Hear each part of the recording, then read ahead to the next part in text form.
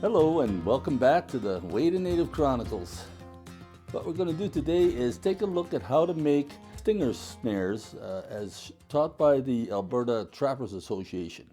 I have some videos on the wolf trapping course that I was in recently, and where Duncan Abercrombie went through the whole business of why they make their snares the way they do, and the importance of doing it the correct way. And so I actually captured his instruction on the video, which I'll link to. You can probably see it up there. But what I'd like to do, because I was in the course and I was trying to film at the same time as as I was building snares, it wasn't as clear as it could be. So I'd like to do this standalone video on how to build these stinger snares. Now, there is a great importance to doing this the correct way, because what's happening in terms of the law is it's very likely that snares could be outlawed across Canada unless we get a proper, tested, proven system that can give us humane kills. And that's what the Alberta Trappers Association has been involved in for a number of years, and they've developed a particular style of snare, which many of you may have heard of already, and we'll take a closer look at this later. But we're going to build this kind of snare that has the stinger spring on it, right? So it's what the Alberta Trappers Association has found is that you get quicker kills with the thinner cable.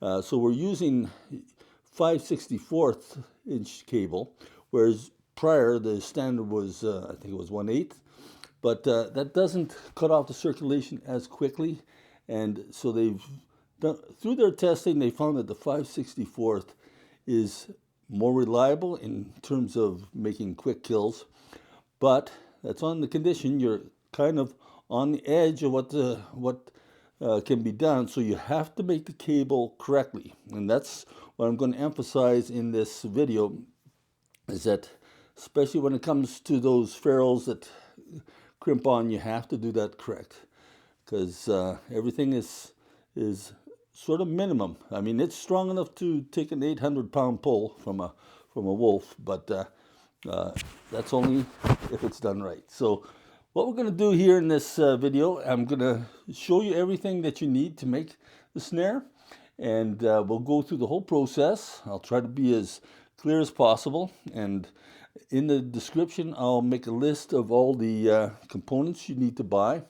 Where you can buy this stuff, I would recommend actually the Alberta Trappers Association Store in Westlock, Alberta, because the cables that you can buy, depending on where you source them from, like if they're from Korea or China or places like that, you don't really know for sure how strong they are. They can sometimes be dramatically weaker than another set of cables. So the Alberta Trappers Association, and I think Marty Senneker and a few other places in Alberta, you can rely on them. Either that, or you source them out of industrial sources where they definitely want to have certain standards met, just so that you know what kind of cable you're getting. But what you're going to need is a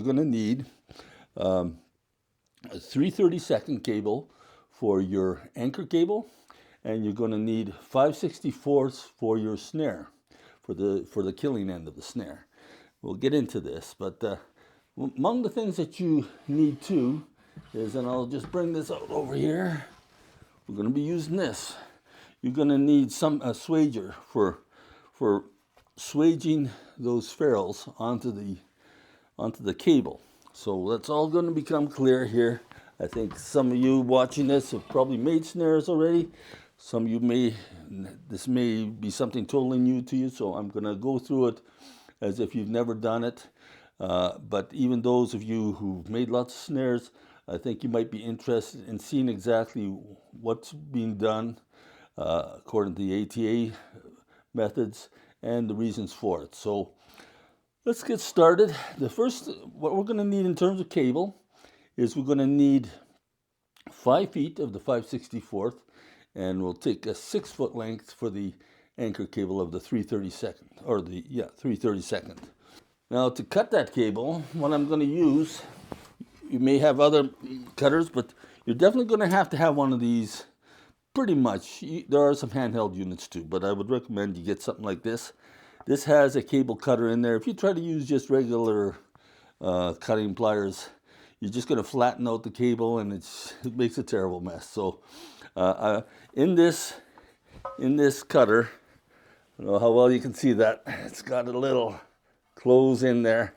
I'm going to stick the cable through that bottom part there, and then I'm going to cut it off like that. So let's get that part done, and I'll get right back to you. I want 5 feet of this.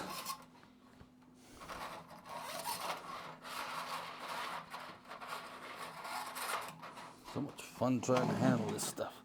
Hey, what I would suggest is have a little marker maybe, because I find it hard to keep track of where the length measurements end. So I'm gonna get this so it's plenty long enough. This, fortunately for me, this table happens to be 5 feet in length, so I can use it as my measuring stick. And I think I'll just take this little marker here. Okay, so here's my 5 foot. Gonna mark that here so I can find that, and then we'll get the cutter out and we'll cut this cable off. Okay, and what I want is to fit this cable through here.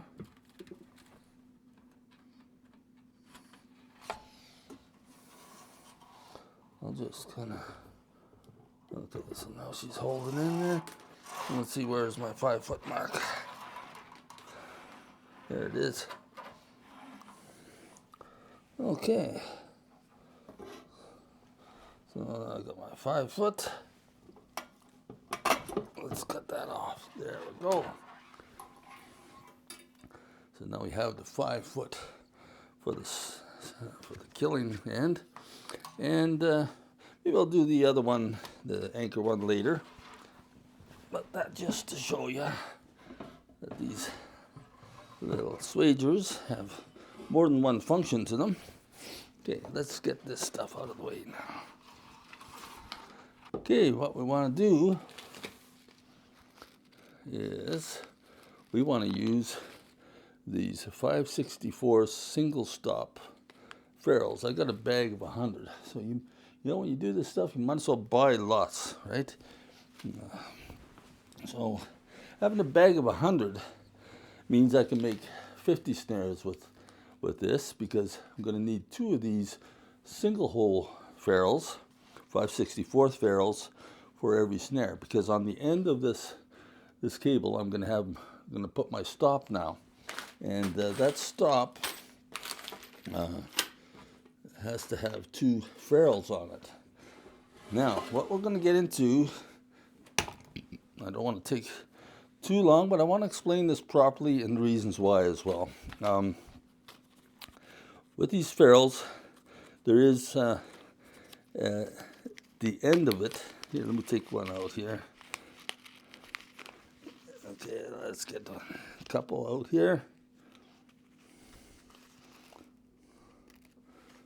Okay, so these ferrules, they're very narrow, tiny little things, but you still have to crimp them the right way.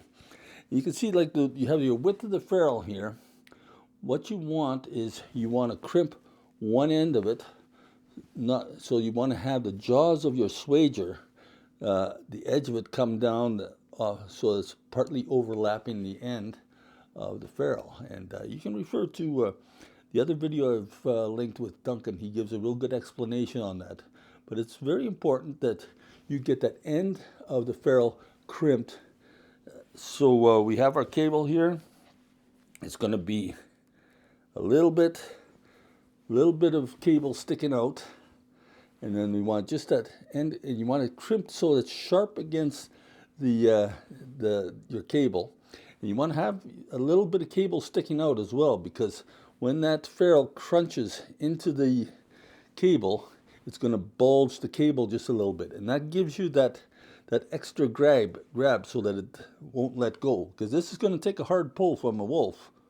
So what you basically do, put both your ferrules in here, and I'm going to use the smallest end here for these ones. I'm going to feed it through here, and then I can have the jaws just kind of holding that ferrule in place now. And I'm going to take just about 3/32 of an inch sticking out the end of the cable. Don't need much. And I'll crimp this down.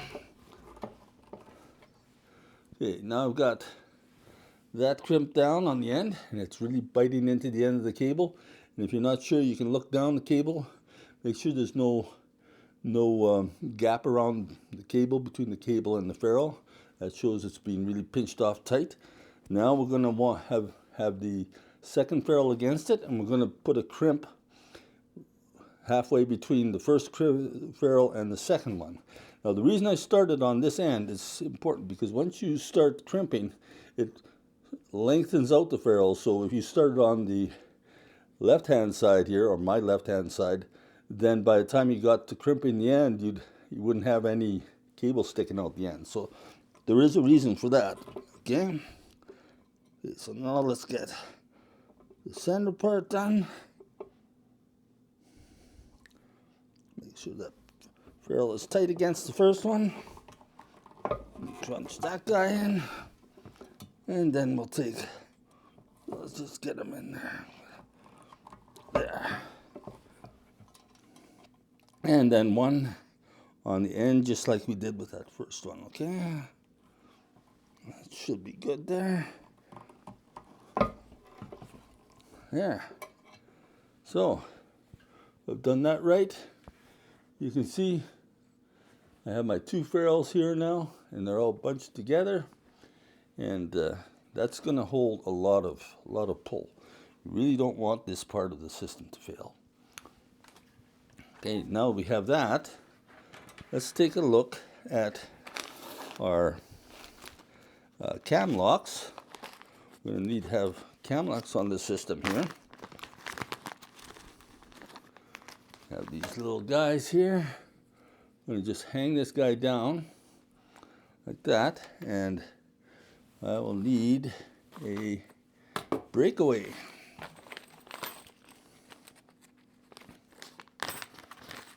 Take one of these breakaways here. Oh, I got two of them there. Okay, these breakaways, one end of the breakaway is closed already. This breakaway has a bit of a straight up and down part of it on the one end. So if I feed it through here, okay, and I have this kind of hanging down like that, you see, I want to have this straight part. I want to pinch that part so that I can close the end of this hook against the body of the breakaway S there. So I'm going to take this part here now, and I will take it like this. There's a straight up and down portion of it. I'm going to crunch it on that, using a small one again. Okay.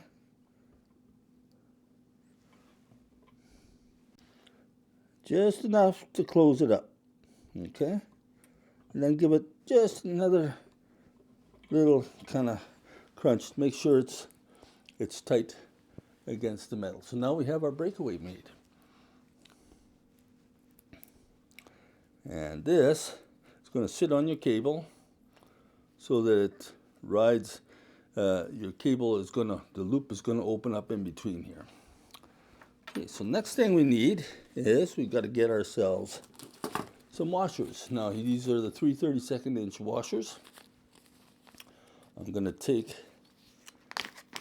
one of these. I'm going to put it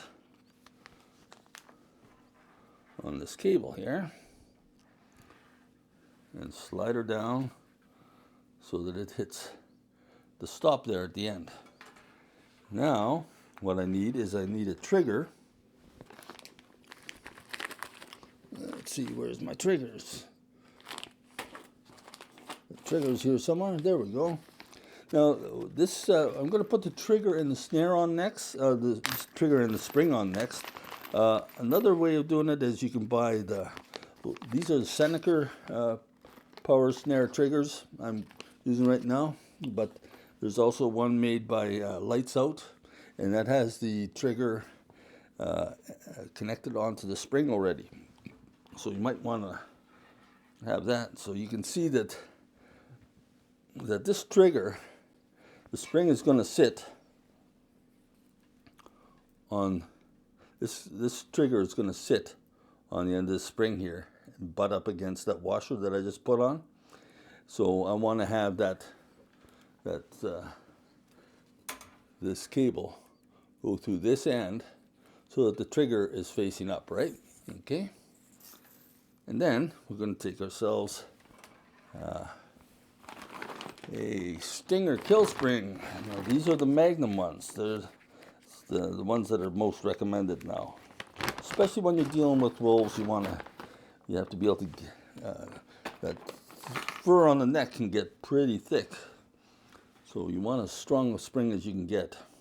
And these special kind of pliers, they're the type, you can go into that later, how to set the spring and stuff, but they're the ones that you can use to compress this spring.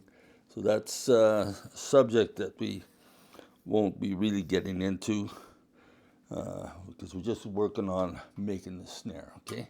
But I'll make a subsequent video on that, on setting up a snare. Okay, so now I have my my spring on there and the trigger. When the spring is compressed, this trigger is going to hook over onto the loop on the other end of the spring. And that's how the thing fires off. See, let's get ourselves one more washer here now.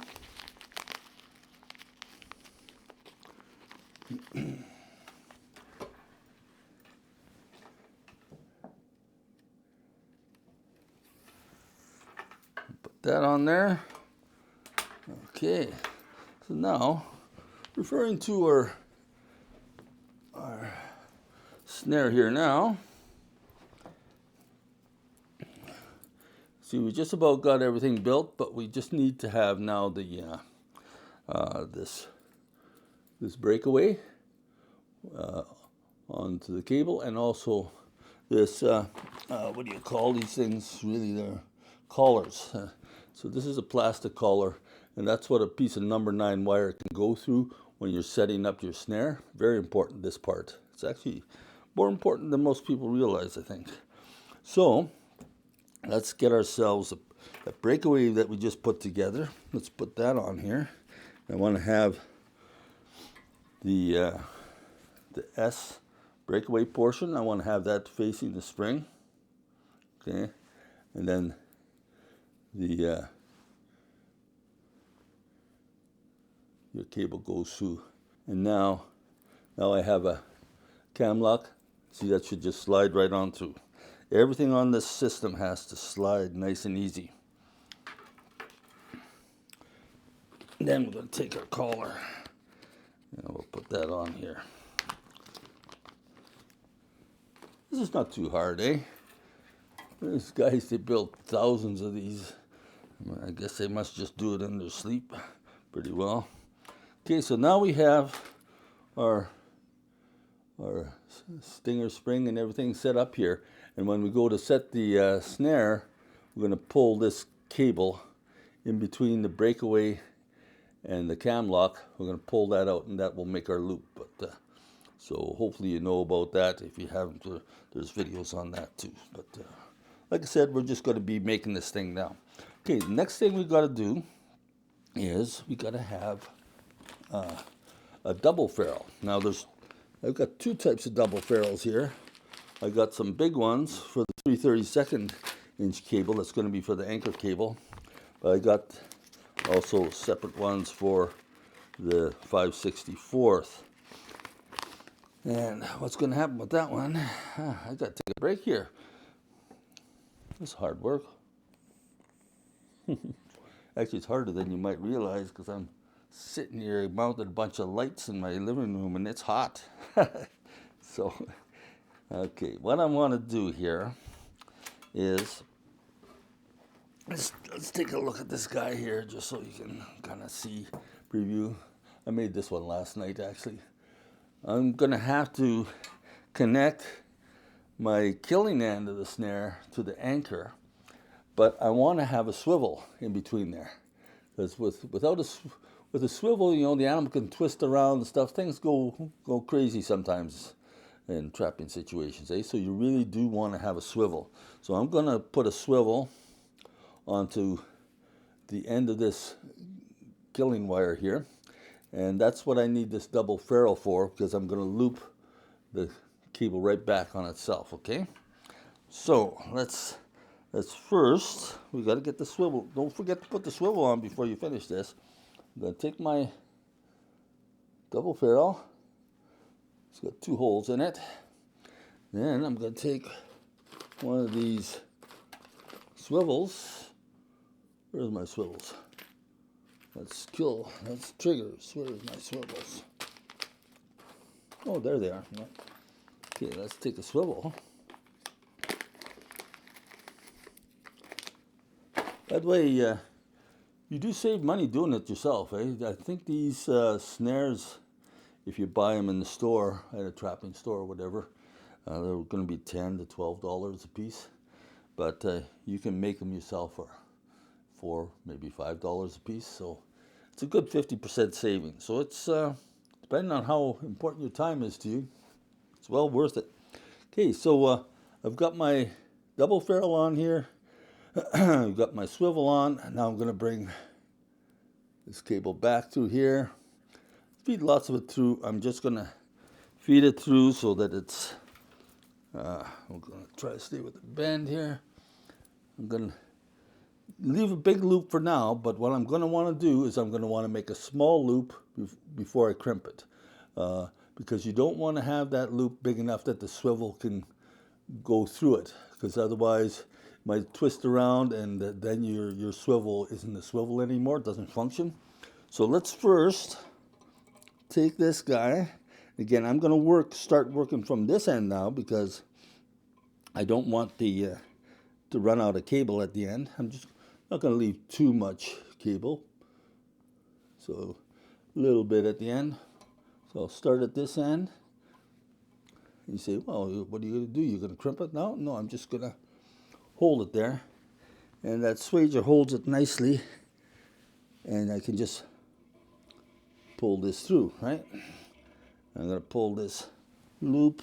Make sure that that ferrule is straight up and down, okay? I'm going to pull that tight enough so that I have a small enough hoop. And then crimp down that end so it really bites into that cable. And I'm going to give this guy 3 crimps, just like the first time we did this. Okay, straight up and down, I believe so.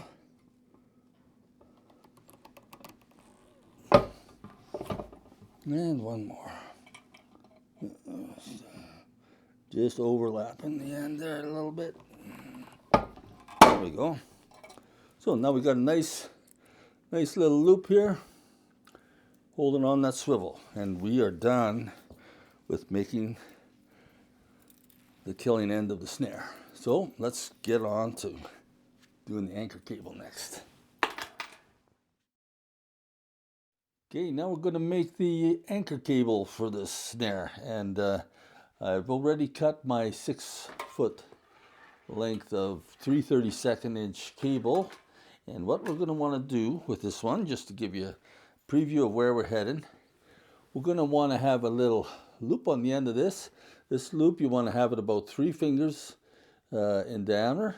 It's got to be big enough just so that you can get the rest of your gear to slide through there, because you know when you're wrapping around a tree and stuff, you're gonna you want to just pop it through there and then cinch it tight, you know, nice and simple, eh? So we're gonna have a hoop like this, and we're gonna have another loop on the end of this one to hook into the swivel from the killing end. Okay, so pretty straightforward, right? So basically what we're going to use in this case, we're going to use the larger ferrules. These are the ones that are made for the 3/32 inch anchor cable. I'm going to be using one on each end. So let's grab these guys. And when I'm using this swager, I'm going to use the next larger notch in it.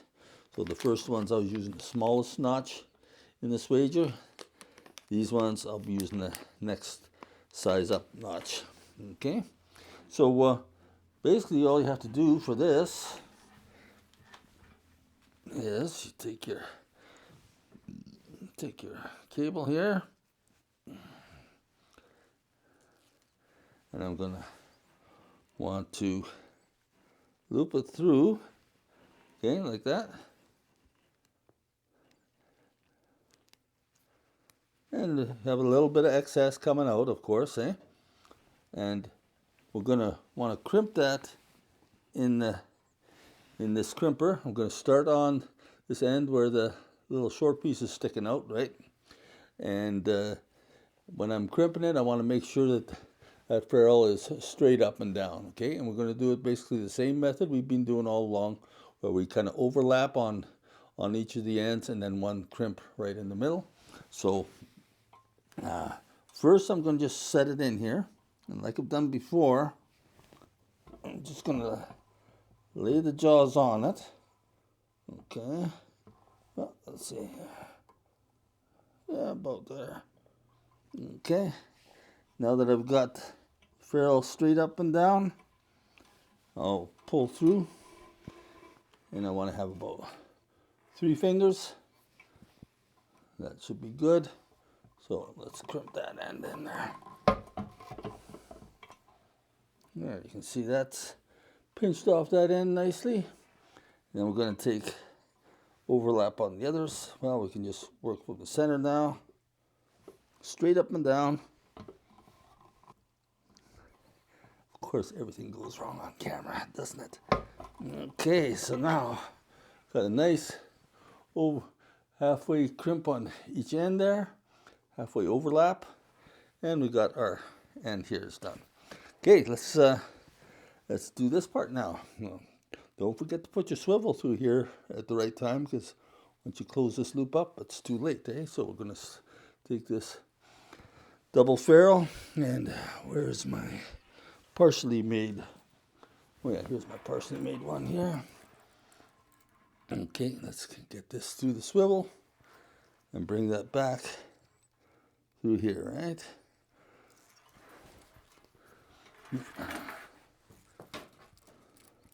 You know, if you get really good at this stuff, you can make snares fast, eh? It's not going to be like me all the time, okay? Okay, so I'm going to have a little bit of excess. Remember to use that next size up jaw. And now that I've just set it in there, I can pull this through. I don't want to have enough for the swivel to loop back through there, right? Okay, so we got that. Now we got this guy.